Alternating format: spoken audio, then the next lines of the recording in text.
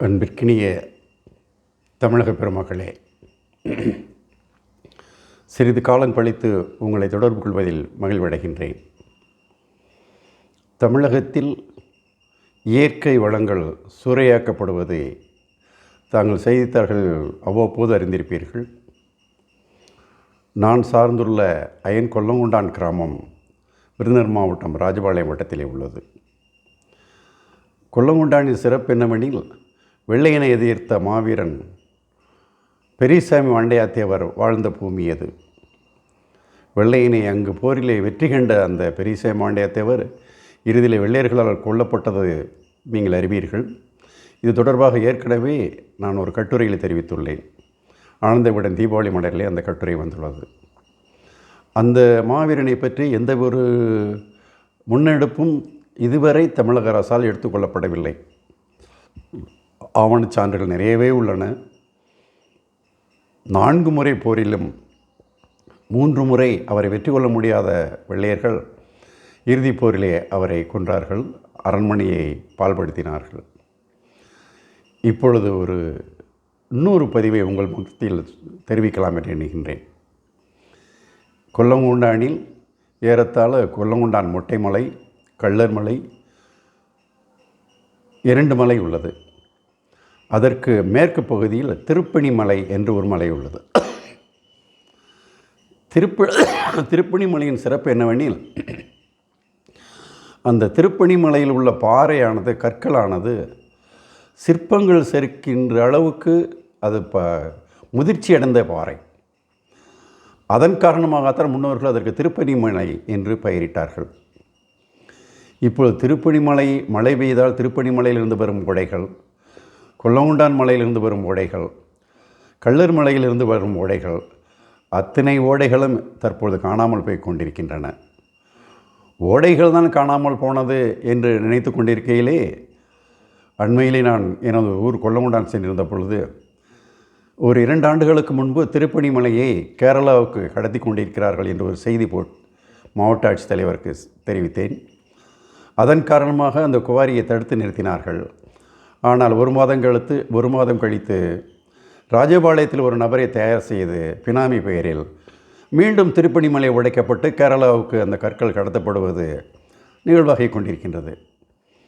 நான் புகார் செய்ததால் நிறைய பேருக்கு லட்சக்கணக்கில் லாபம். தற்போது என்னவென்றால், எங்களது திருப்பணி மலை காணாமல் போய்விட்டது. திருப்பணி மலையில் எந்த திருப்பணி மலையில் சிற்பங்கள் சேர்க்குவதற்கு ஏதுவான கற்கள், முதிர்ந்த கற்கள் இருக்கின்ற இந்த முன்னோர்கள் பேர் வைத்தார்களோ, அந்த திருப்பணி மலை இல்லாமல் போய்விட்டது.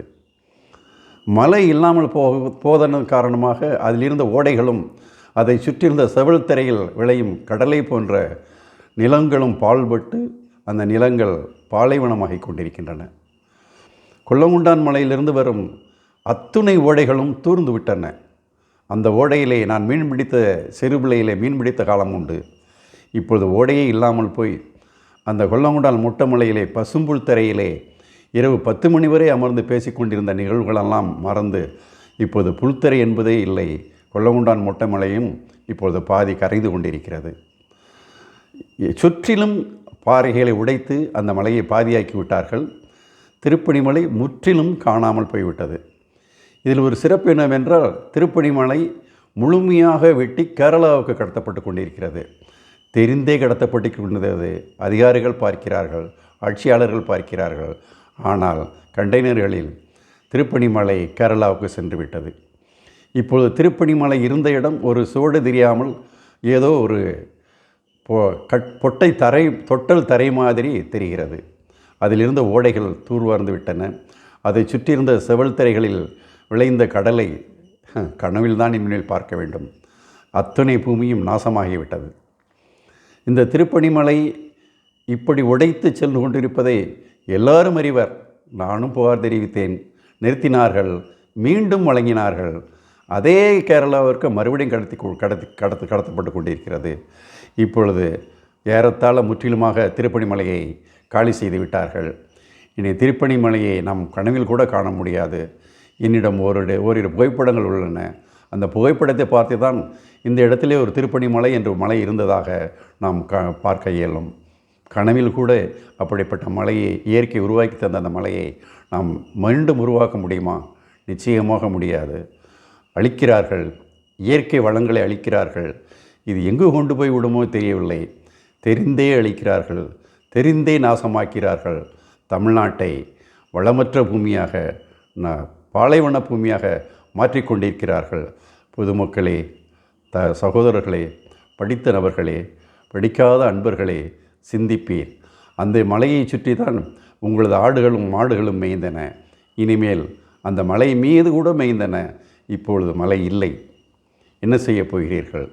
அதிலிருந்த ஓடைகள் ஏறத்தாழ 1 மாத காலத்திற்கு தண்ணீரை கொடுத்து கொண்டிருந்தன. அந்த ஓடைகளும் துருந்து விட்டன. நாசமாகி கொண்டிருக்கிறது நாடு, இயற்கை வளத்தை அழிப்பதால். சிந்திப்பீர், செயல்படுவீர். வணக்கம்.